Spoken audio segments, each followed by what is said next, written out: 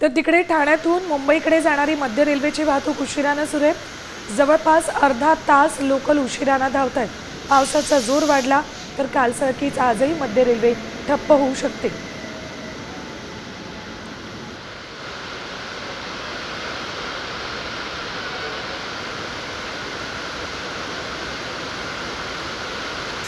अर्धा तास झाला ट्रेन आली नाही।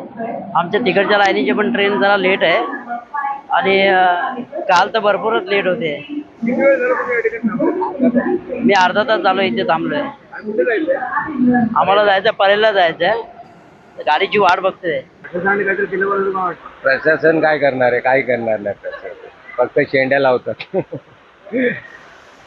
प्रशासन काय करणार आहे साहेब?